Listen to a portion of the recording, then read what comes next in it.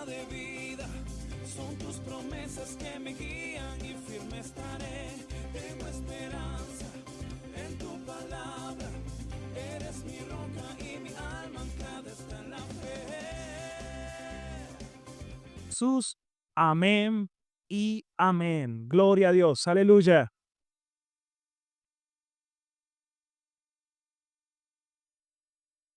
Dios le bendiga a todos, queridos hermanos, amigos, pueden tomar asiento.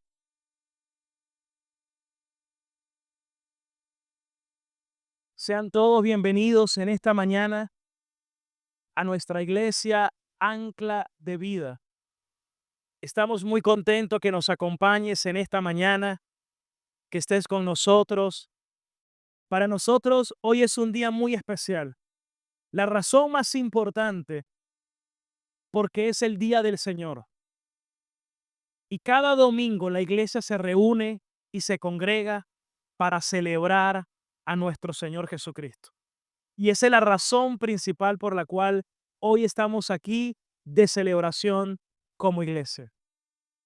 Al mismo tiempo, estoy profundamente agradecido con Dios, ya que hoy celebramos 3 años como iglesia Ancla de Vida. Y si miramos en retrospección,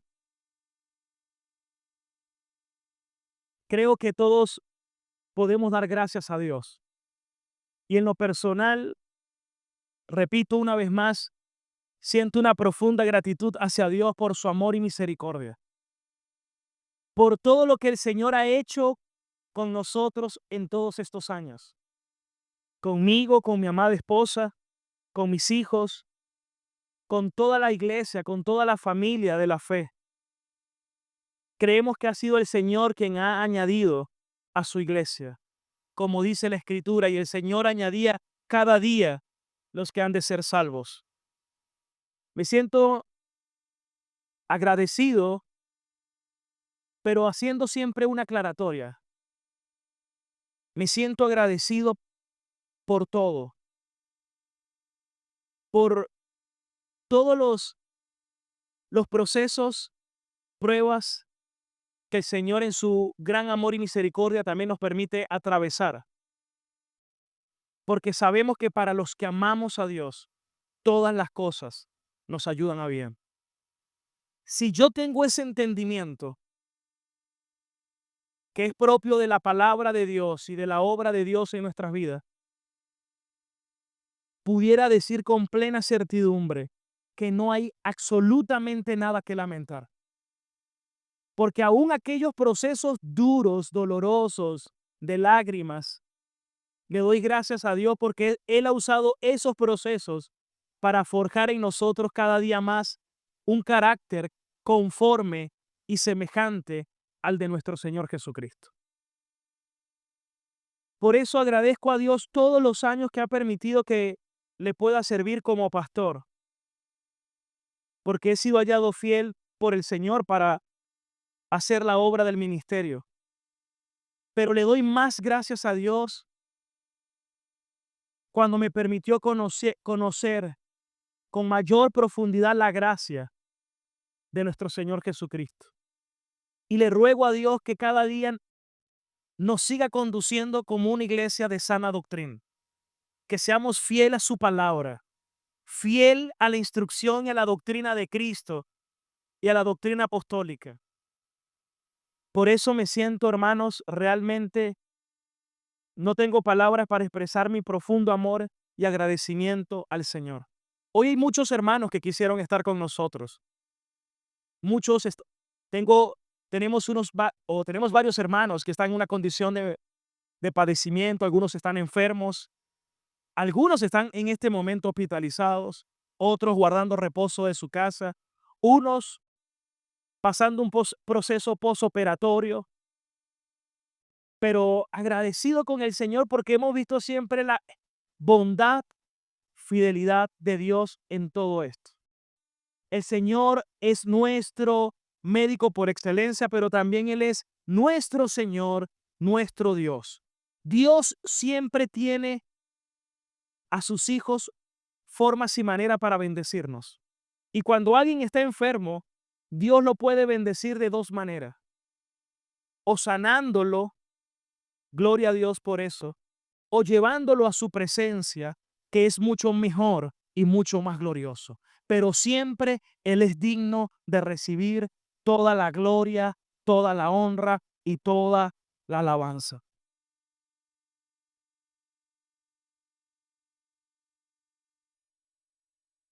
Como dijo Job, ¿voy a dar gracias a Dios solamente cuando recibo lo bueno? Y luego él dijo, Dios dio, Dios quitó, pero toda la gloria sea para Dios. Hermano, el Señor sabe todo lo que nosotros necesitamos. Por eso, hoy voy a hacer un paréntesis en la serie de Efesios que hemos venido disertando para hablar un tema de la gratitud. Y yo quiero que me acompañen a Primera de Tesalonicenses, capítulo 5, versículo 18. Ahí lo tienen en la pantalla. Primera de Tesalonicenses 5:18. Den gracias a Dios en toda situación, porque esta es su voluntad para ustedes en Cristo Jesús. Quiero repetirlo una vez más. Den gracias a Dios en toda situación, porque esta es su voluntad para ustedes en Cristo Jesús. Hoy quiero compartir un mensaje titulado, ya lo vamos a ver, viviendo, a ver la otra lámina, viviendo en gratitud. Ese es el mensaje de esta mañana, viviendo en gratitud. En la parte inferior de ese título hay unas palabras que no se logran ver, pero dice la expresión de una vida centrada en Cristo. Porque cuando vivimos en gratitud, oiga bien, cuando vivimos en gratitud, esa es una expresión de que tú estás viviendo una vida centrada en el Señor, centrada en Jesucristo. Y bueno, volvamos al texto, volvamos a Primera de Tesalonicenses 5:18 y vamos a hacer algo, un ejercicio práctico de interpretación bíblica. Vamos a hacerle preguntas al texto. Por ejemplo, ¿quién está hablando? Está hablando aquí nada más y nada menos que el apóstol Pablo. ¿A quién le está hablando? Le está hablando a una iglesia que se encuentra en Tesalonicenses, es decir, o a los tesalonicenses que están en Tesalónica. Le está hablando a hermanos, a una iglesia, a cristianos. ¿Y qué le está diciendo el apóstol Pablo? Den gracias a Dios. Y eso lo está diciendo en una forma imperativa. Es decir, es un mandato, es un mandamiento. Si yo le pregunto a ustedes, ¿cuál es el mandamiento en este versículo? En este versículo, dar gracias. Den gracias. Ese es el mandato del Señor. Den gracias. Ok, ya sé que está hablándome Pablo, le está hablando a la iglesia de Tesalónica, a los tesalonicenses. ¿Y cuál es el mandato, Pablo? De parte de Dios, den gracias a Dios. Pero ¿cuándo? ¿Cuándo debemos dar gracias a Dios? Ahí está la respuesta. En toda situación. Ya vamos a explorar por qué Pablo dice en toda situación. ¿Qué tiene en mente Pablo? ¿Qué está pensando el apóstol Pablo? Eso lo vamos a ver ahorita. Pero luego dice, ¿por qué? ¿Por qué Dios? ¿Por qué Pablo debemos dar gracias a Dios en toda situación? Ahí está la respuesta. Porque esta es su voluntad. ¿Para quiénes? Para con ustedes, para la iglesia. Esa es la voluntad de Dios, incluso para toda la humanidad. Esa es la voluntad de Dios para ustedes, pero dice los que estamos en quién, en Cristo Jesús, es decir, para el pueblo de Dios. Este es un mandato explícito del apóstol Pablo, donde Dios nos insta a dar gracias en toda circunstancia y dice porque esa es la voluntad de Dios para con nosotros en Cristo Jesús. Ahora, ¿por qué Pablo dice en toda situación? Me gustaría escuchar a algunos de ustedes. ¿Por qué Pablo dice que debemos dar gracias a Dios en toda situación? Muy bien, porque es la voluntad de Dios. ¿Qué más? ¿Por qué en toda situación? Es decir, que cuando las cosas para nosotros marchan bien, gracias a Dios. Pero cuando también las cosas marchan de una manera que tal vez nosotros no hubiéramos querido, también dice la Escritura que debemos dar gracias a Dios. Pero Pablo está diciendo esto por una razón. Y aquí es donde tenemos que hacernos más preguntas. No solamente de este texto y de su contexto cercano, sino de lo que significa esta carta. Porque la pregunta es, ¿por qué Pablo escribió esta carta? ¿Cuál es el propósito de esta carta? ¿Cuál es el tema principal que Pablo desarrolla en esta carta? Estamos leyendo el capítulo 5, es decir, ya estamos en la parte conclusiva de la carta, pero yo tengo que saber qué viene diciendo en los capítulos anteriores, porque comienza con una salutación, comienza con una oración, y luego va comenzando a desarrollar doctrina y muchas veces termina con aspectos prácticos. Ese es el bosquejo normalmente de las cartas. Pero, ¿por qué Pablo dice aquí, den gracias en toda situación? Bueno, vamos a descubrirlo. Primera de Tesalonicenses, capítulo 1, versículo 4. Vámonos 4 capítulos atrás. Capítulo 1, versículo 4. Pablo dice, hermanos amados de Dios, sabemos que el Señor los ha escogido. ¿Por qué Pablo dice que sabemos que el Señor los ha escogido a ellos, a esa iglesia? Versículo 5. Porque nuestro evangelio, cuando le llegó a ustedes, no solamente fue con palabra, sino con poder también de Dios y con el Espíritu Santo, quien es el que trae convencimiento a los corazones.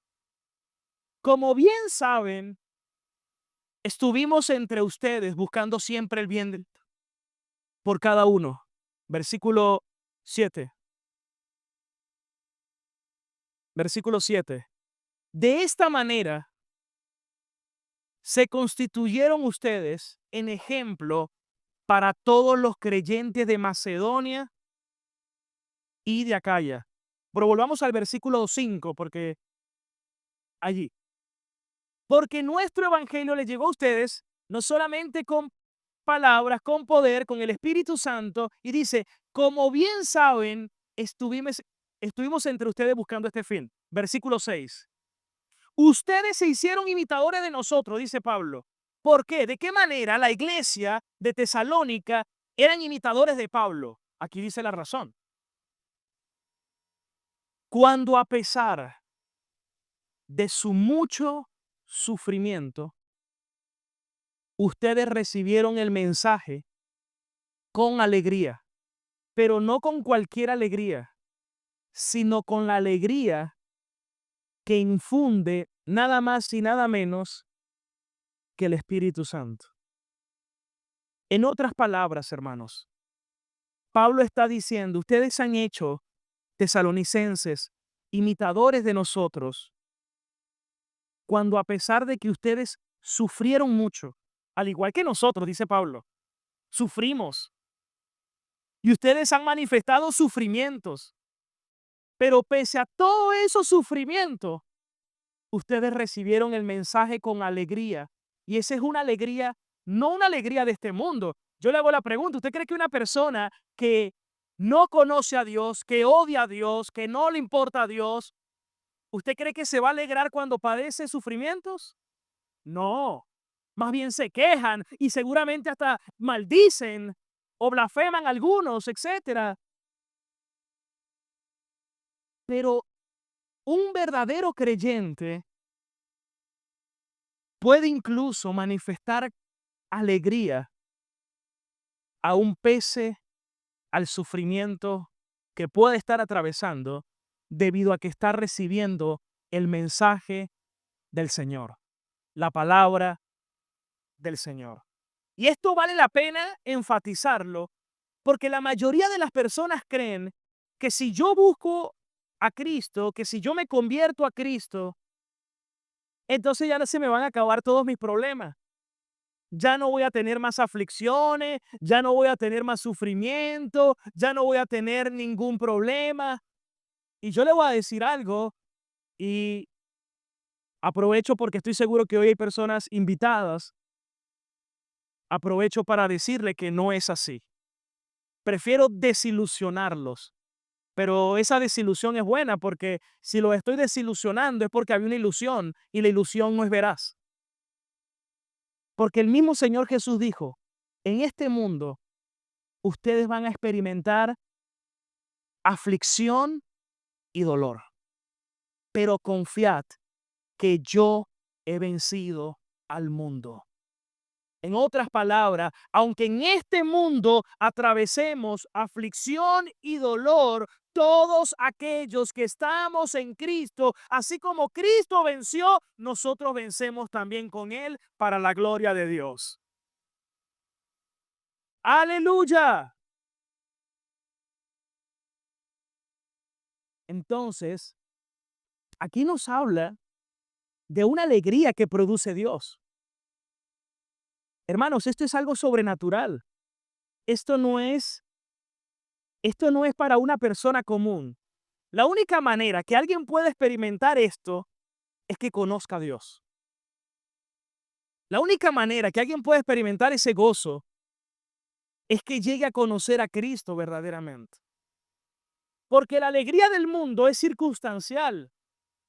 Si le recibe una buena noticia, se alegra. Y si no, se queja. Y así con cada cosa. Pero no así en los cristianos. Y eso es lo que Pablo viene diciendo. Ahora, vámonos al capítulo 3, versículo 2 de esta misma carta, para que sepamos por qué Pablo viene diciendo todo esto. Le está diciendo, ustedes han sido imitadores de nosotros porque recibieron el mensaje con mucha tribulación, sufrimiento. Pero aquí dice algo más Pablo, dice, por eso le hemos enviado al pastor Timoteo. Pablo, ¿por qué enviaste a Timoteo a los tesalonicenses? Bueno, Timoteo es hermano nuestro, colaborador de Dios en el Evangelio de Cristo, y lo envié hacia ustedes a fin de que Timoteo los afiance y los anime en la fe. ¿Cuál era el propósito de que Pablo les enviara a Timoteo? Animarlos y a fortalecerlos ¿en qué? En la fe. ¿Sabe algo? Todos nosotros necesitamos animarnos unos a otros. Todos nosotros necesitamos ser parte de la congregación de los santos, de la iglesia de Cristo, donde nos estemos unos a otros exhortando y animando, más cuando vemos que aquel día se acerca. Eso es lo que dice la Escritura. Necesitamos ser partícipes de la iglesia de Cristo. Versículo 3. Para que nadie de los de Tesalónica, para que nadie fuera perturbado por estos sufrimientos. En otras palabras, ¿por qué Pablo envía a Timoteo? Para que los anime y ellos no sean perturbados en medio de esos sufrimientos. Es decir, que eso comience a afligirlos en medio de esos padecimientos. Ustedes mismos saben que se nos destinó. ¿Cuántos de ustedes saben que los cristianos también están destinados a padecer? Es más, el apóstol Pablo dice en otro pasaje, a ustedes se les ha concedido no solamente el creer, sino también el padecer por causa de Cristo. Porque cuando una persona toma la decisión de vivir verdaderamente en comunión con Dios, va a atravesar muchas pruebas, va a atravesar muchas aflicciones, dificultades. Dice que para esto se les destinó, versículo 4. Pues cuando estábamos con ustedes ya se los habíamos advertido que íbamos a padecer sufrimientos. Por eso, hermano, cuán dañino es el falso evangelio de la prosperidad. Cuán dañino. Porque el falso evangelio de la prosperidad, ¿sabe qué produce? Falsos cristianos, falsos conversos. ¿Cuáles son ese tipo de falsos cristianos, porque como ellos le dicen, Dios te quiere bendecir, Dios te quiere sanar, Dios te quiere hacer esto, Dios te quiere hacer lo otro, y cuando la persona no lo recibe, entonces se queja, también se aleja, o, escuche, porque nunca lo fueron, nunca habían conocido a Dios, o puede que estén allí, pero que la razón por la cual están allí no es por Cristo, no es porque aman a Cristo, es simplemente porque están ahí porque quieren que Dios les conceda un bien. Están simplemente allí porque quiere que Dios le dé una recompensa por algo. Pero yo les quiero decir algo. La única razón que nos hace estar verdaderamente en Él es que lleguemos a conocer a Cristo y lleguemos a amarlo verdaderamente, que Cristo se ha revelado ante nosotros de tal manera que digamos, esta es la perla escondida que he hallado, la perla preciosa, en lo más glorioso, en lo más hermoso, porque Él es escuchen bien, gloria a Dios, Él es el Hijo amado de Dios, en el cual el Señor tiene complacencia. La gracia se derramó solo sobre Cristo. Por eso yo te quiero hacer una pregunta. ¿Cuál es la razón por la cual tú estás aquí? Y oro para que esa razón sea Cristo. Que sea Él. Él es suficiente. Yo no necesito Cristo más otra cosa. Yo estoy consciente que cuando uno llega muchas veces a una iglesia, uno llega buscando muchas veces algo. Bueno, vengo para que Dios restaure mi matrimonio.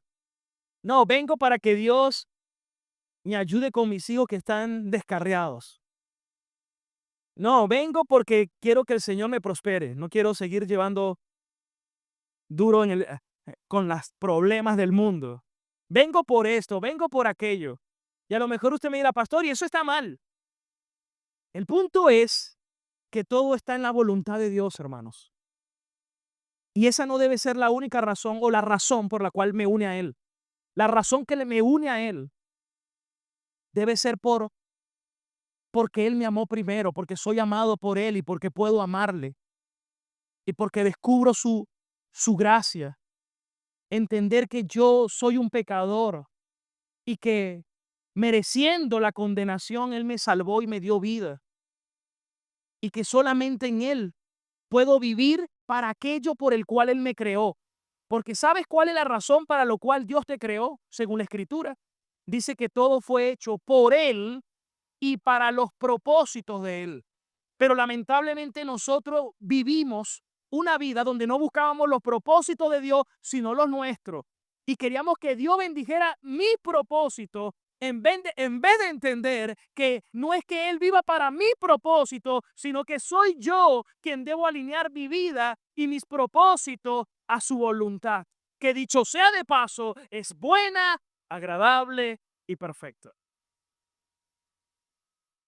Aleluya. Y el versículo 5, Pablo les dice, por eso cuando ya yo no pude soportarlo más, mandé a Timoteo para indagar acerca de la fe de ustedes.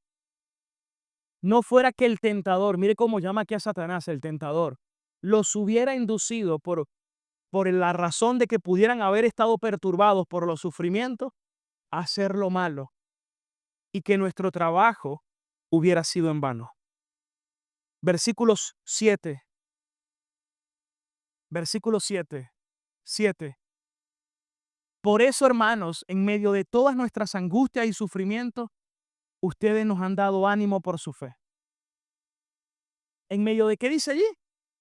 Angustias y sufrimientos. Ahora volvamos a 1 Tesalonicenses 5:18. Entonces viene Pablo y les dice, 1 Tesalonicenses 5:18, den gracias. Ahora con todo ese conocimiento que adquirimos leyendo, den gracias. ¿Pero cuándo? En toda situación. ¿Qué significa en toda situación? Según lo que leímos.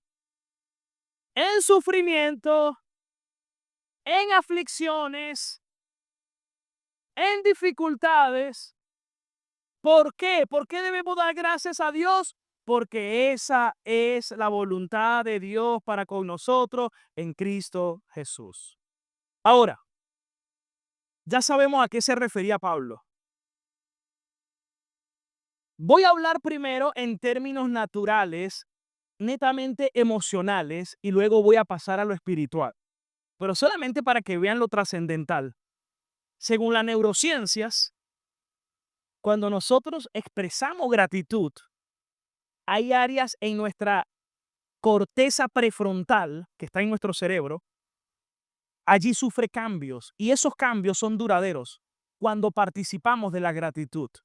De tal manera que había que vamos a tener una mejor actitud cada vez más duradera cuando somos agradecidos. Y nuestro estado de gratitud va a ser cada vez más largo, más duradero, lo que nos va a ayudar a evitar pensamientos negativos, sentimientos negativos como resentimientos, envidias, típico de la depresión. Una persona cuando está en esa condición, cada ratico está gestando un pensamiento negativo.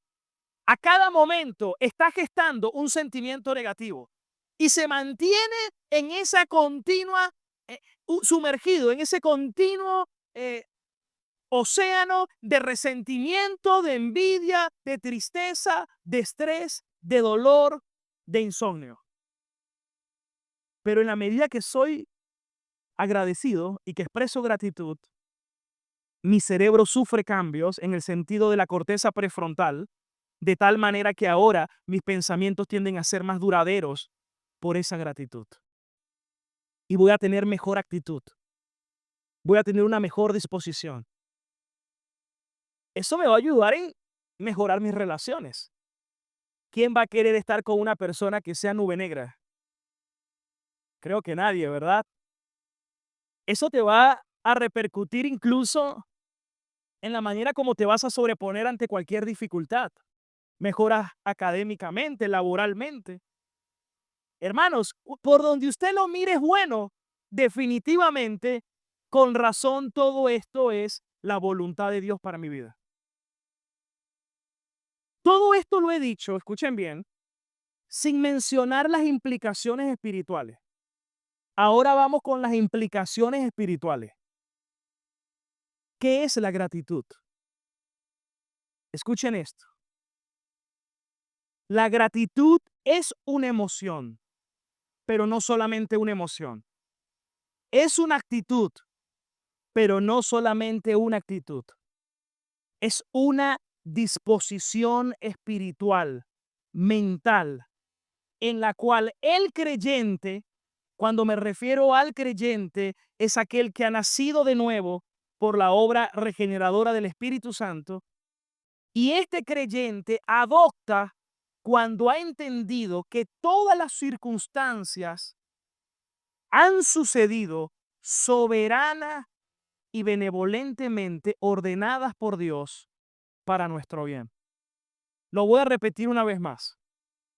Es la disposición espiritual y mental que tiene un creyente y que adopta cuando ha conocido la gracia y la bondad de Dios y que él comprende que todas las circunstancias que le suceden en la vida están orquestadas soberanamente por nuestro buen Dios. Hay una lámina que tengo por allí que es un acróstico, una frase, un acróstico que se llama apego. Ese acróstico lo hemos dado en alguna conferencia que hemos dado en la iglesia y son 4 letras PEGO. Cada una tiene un significado. P, promesas. E, eventos. G, gracias. O, ocasión.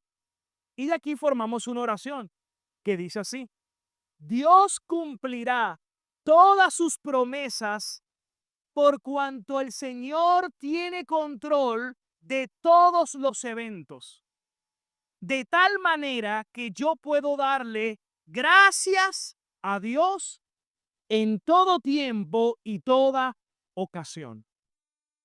¿Qué le pareció? La voy a repetir una vez más. Dios cumple todas sus promesas. Dios cumplirá todas sus promesas por cuanto Él tiene control de todos los eventos, de tal manera que yo puedo darle gracias a Dios en todo tiempo y toda ocasión.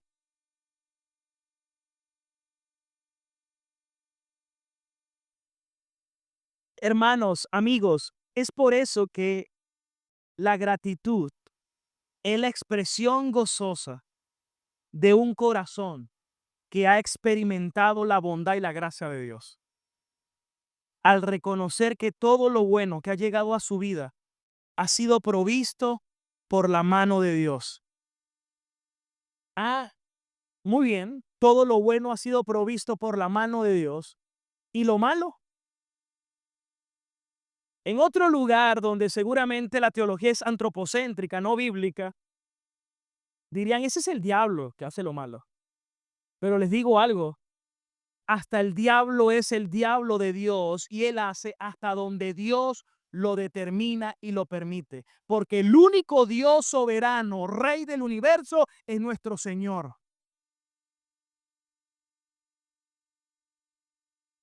Gloria a Dios. Recuerda el caso de Job.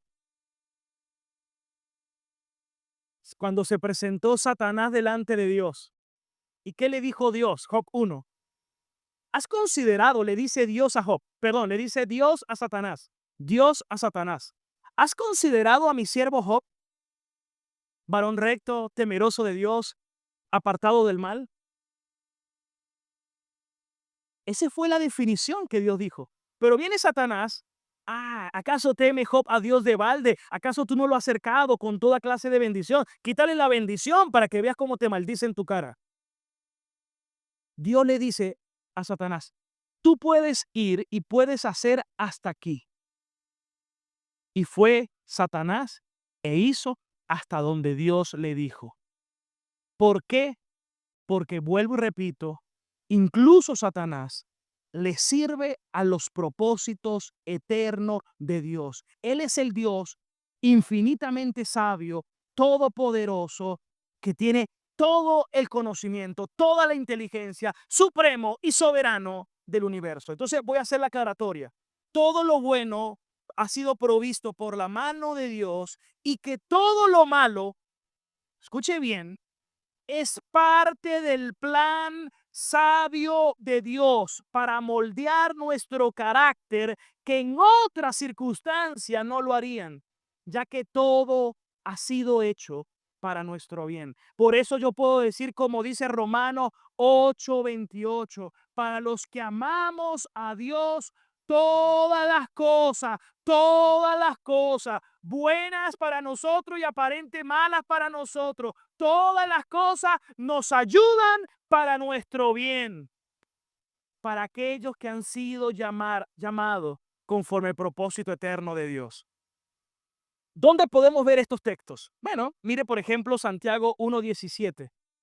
Santiago 1:17 dice, todo buen don, todo regalo, toda dádiva, todo don perfecto desciende de lo alto, del Padre de las luces, en el cual no hay mudanza ni sombra de variación. Todo lo bueno y lo malo o lo difícil, las pruebas. Santiago 1:2. Hermanos míos, considérense muy dichosos. ¿Cuándo? ¿Cuándo, Santiago? Cuando tengan que enfrentarse a diversas pruebas. Pero normalmente nosotros no queremos pasar por prueba. No queremos. Es doloroso. ¿Pero por qué tengo que pasar por eso? Versículo 3. Pues ya saben que la prueba de su fe produce paciencia, produce constancia. Versículo 4.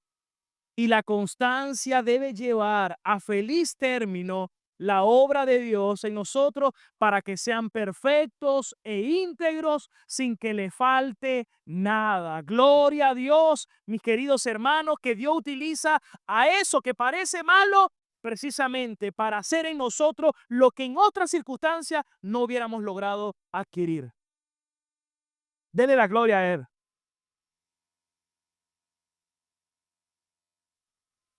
Por eso les quiero decir algo.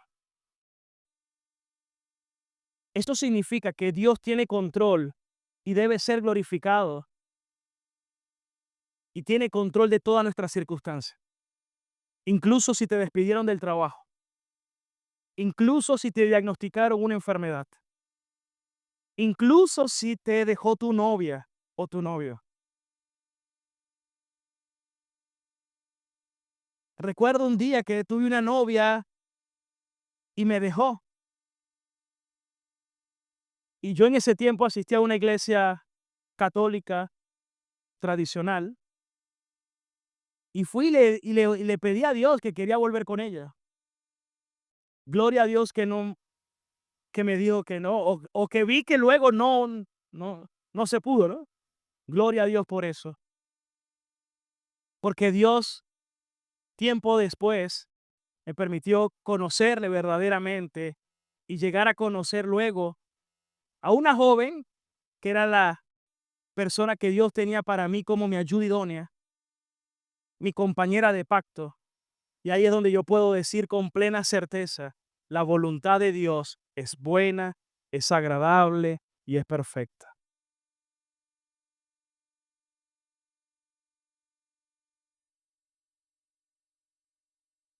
Amén, hermanos. Yo sé que a veces nosotros queremos algo, pero te quiero decir algo en esta mañana. Los sí de Dios son tan buenos como los no de Dios. Y a veces en el momento no lo sabemos, pero yo no necesito impacientarme, yo necesito confiar y descansar en su voluntad. Yo puedo orar, yo puedo hacer lo que me corresponde, pero me toca confiar y descansar en Dios. ¿Qué, por ejemplo, me corresponde a mí? Lo leíamos hace un momento, dar gracias por todo, porque esa es la voluntad de Dios. La voluntad de Dios no es que me queje, no es que me argumente, no es que yo busque echarle una ayudadita a Dios, como que si Dios necesitara mi ayuda. No, hermanos, me toca someterme a Él, someterme a su consejo, someterme a su palabra y decir, Señor, no quiero hacer mi voluntad, sino la tuya. Me encanta lo que dice la primera pregunta del Catecismo de Heidelberg. Repito, la primera pregunta del Catecismo de Heidelberg, lo cual este catecismo nosotros tomamos del catecismo para la declaración de fe de nuestra iglesia. Y esta es una fe ortodoxa, ya que este catecismo fue escrito hace más de 500 años. ¿Cuál es tu único consuelo en la vida y en la muerte? Esta es nuestra fe, escúchenla. Que yo en cuerpo y alma, tanto en la vida como en la muerte, yo no me pertenezco a mí mismo, sino que le pertenezco a mi fiel y Salvador Jesucristo, quien con su preciosa sangre ha hecho una satisfacción completa por todos mis pecados y me ha librado de todo el poder del diablo. Además, Él me preserva de tal manera que sin la voluntad de mi Padre Celestial, escuchen esto, no puede caer ni un solo cabello de mi cabeza. Escuchen, ni siquiera un solo cabello de mi cabeza puede caer sin que sea bajo la voluntad de Dios. Eso quiere decir que todo, hermano, todo, absolutamente todo lo que tú puedas estar atravesando hoy está dentro del consejo eterno de nuestro Dios. Y gloria a Dios por todo aquello que el Señor usa para traernos a Él y para transformarnos a la imagen de Él. Gloria a Dios por eso. Que no es por nosotros, que es por Él, que es por su voluntad. Y comprender esto, hermano, es liberador, es transformador, que Él me preserva, que ni un solo cabello de mi cabeza puede caer. Sí, todas las cosas sirven para mi salvación.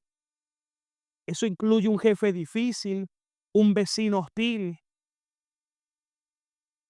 Eso puede significar cualquier situación a tu alrededor. ¿Se acuerdan de Pablo cuando un aguijón lo estaba perturbando y él le oró 3 veces a Dios y le dijo, quítame este aguijón? Era un mensajero de Satanás, dice Pablo. Ese aguijón era un mensajero de Satanás. Y le decía, quítamelo, quítamelo, quítamelo. 3 veces le oró. ¿Y sabe qué le dijo Dios a Pablo? Bástate mi gracia. En otras palabras, ese aguijón del diablo estaba allí autorizado por Dios. Y Dios le dijo, bástate mi gracia, porque mi poder se perfecciona en tu debilidad. Por eso, cuando somos débiles, fuertes somos en Cristo Jesús. Aleluya. Gloria a Dios. Bástate mi gracia. Por eso hoy, ¿qué tal si eso que tú estás viviendo también es un aguijón? Pero que Dios dice exactamente, bástate mi gracia. Bástate mi gracia. Y yo le voy a decir algo. Cuando tengo una situación así que me incomoda, que me duele, que me es incómoda, esos son los tiempos que más me pongo a orar. Oro con más fuerza. Me aboco más a la oración. Me aboco más a buscar al Señor, a clamarle a Él. Ojo, en todo, siempre estoy en oración, pero en esos tiempos es donde he podido orar más, con más fuerza, con más lágrimas, con más pasión, con más deseo.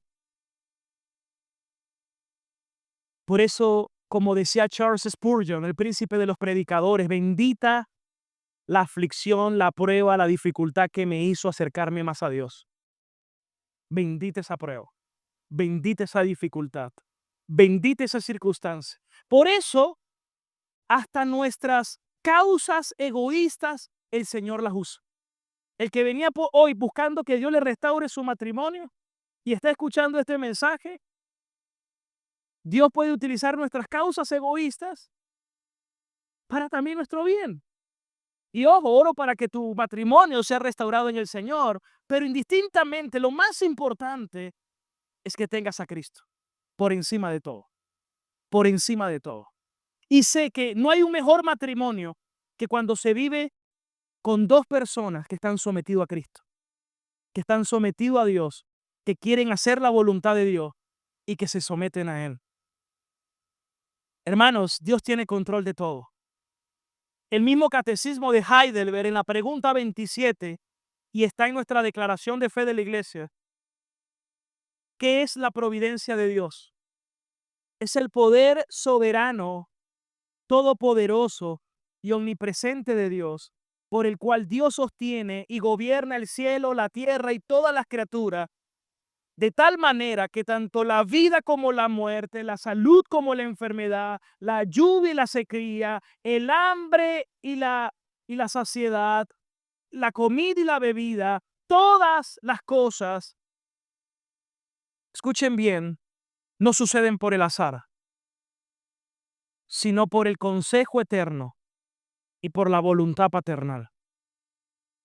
Por el consejo eterno de Dios. ¿Sabe? Eso debe producir en nosotros una profunda gratitud. Una profunda gratitud. Saber que no hay nada que esté fuera del consejo de Dios. Pero ¿qué me manda el Señor a mí?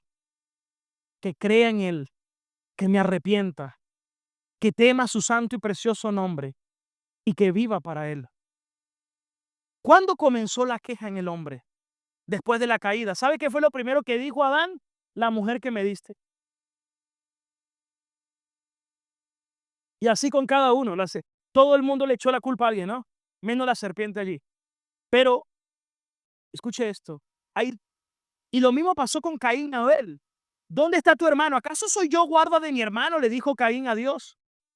Porque hay 2 estilos de vida. O de queja o de gratitud. Pero la verdadera gratitud viene de un corazón que ha sido alcanzado por la gracia de Dios. Un corazón que ha conocido a Dios. En el mundo, escuchen bien, este tema lo puede dar un conferencista.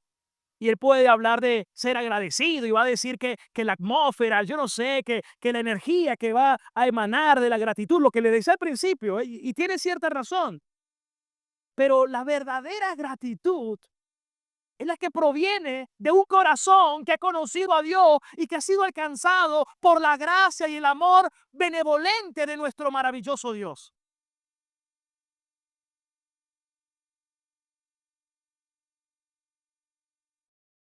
La pregunta es, ¿y entonces qué es la ingratitud? Es el estilo de vida del incrédulo. O, aquí viene la pregunta, ¿y un creyente puede ser ingrato?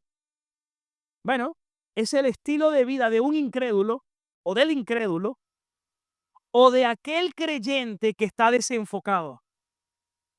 Puede ser un creyente, pero ese creyente en ese momento anda desenfocado. En ese momento él quiere vivir su propio propósito, a su manera. ¿Se acuerdan de Jonás? Bueno, andaba por ahí, bueno, yo sabía que tú eres grande en misericordia y que lo ibas a salvar, y por eso yo me fui, yo no quería. Bueno, es precisamente por un creyente que en ese momento estaba desenfocado.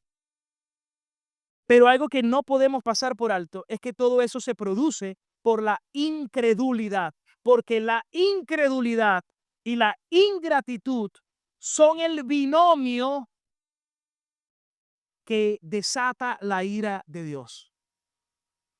Repito, la incredulidad y la ingratitud son el binomio que produce la ira de Dios. A lo mejor usted dirá, oye, se escucha bien, pero ¿por qué el pastor dice eso? Hermano, yo lo que le estoy diciendo es bíblico. Mira lo que dice primera de Romanos, y que primera de Romanos 1:18. Ya estoy cansado también. Romanos 1:18. Escuchen bien. Lean conmigo, por favor.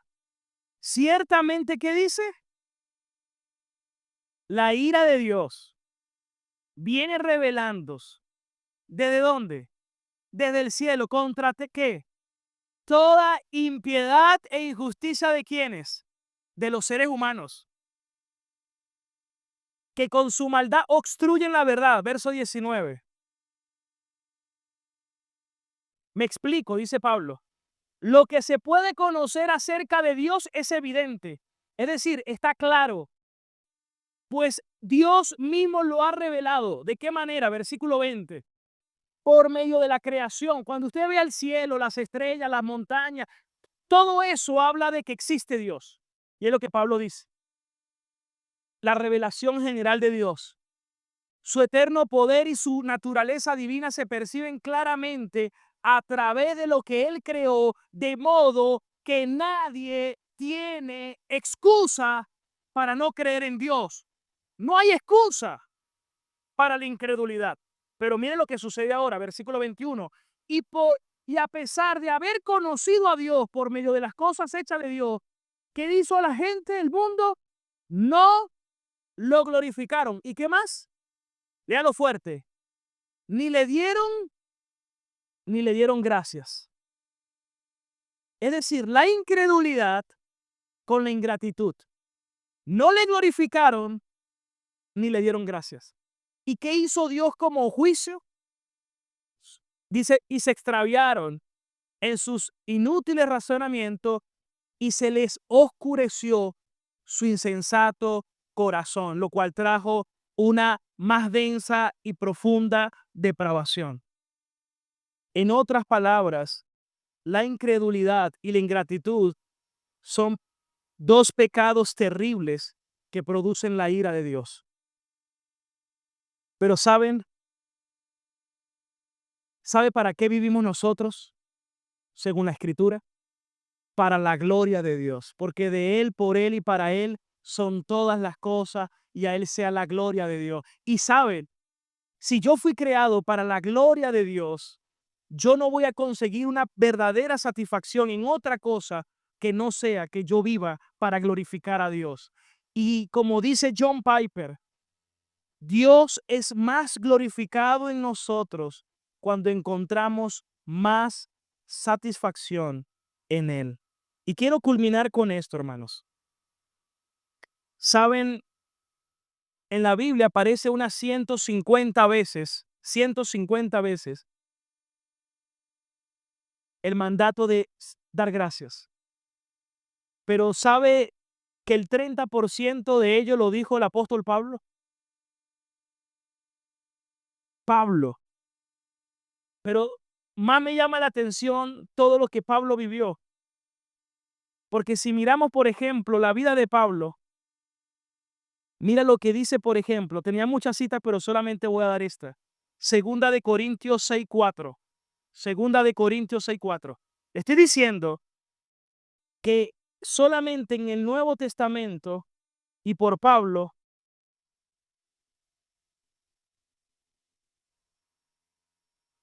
llama a dar gracias unas 43 veces. Y 14 de las que Pablo menciona, 14, fueron escritas desde la cárcel.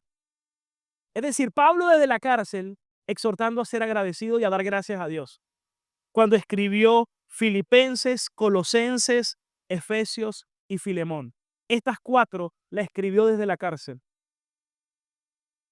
Por eso dice, más bien en todo y con mucha paciencia nos acreditamos como servidores de Dios. ¿En qué? ¿En qué lo acreditaba como servidores de Dios? Léalo conmigo, por favor. ¿En qué? En sufrimientos. ¿Qué más? Privaciones. ¿Qué más? Angustias. Seguimos leyendo. Azotes. Cárceles. Tumultos. Trabajos pesados. Desvelos. Hambre. Servimos con pureza, conocimiento, constancia y bondad en el Espíritu Santo, en amor sincero. Con palabras de verdad y con el poder de Dios, con armas de justicia, tanto ofensivas como defensivas. Por honra y deshonra, por mala y por buena fama, veraces, pero tenidos por engañadores. Conocidos, pero tenidos por desconocidos. Como moribundos, pero aún con vida. Golpeados, pero no muertos. Aparentemente tristes, pero siempre alegres, porque esa es la alegría que produce el Espíritu Santo.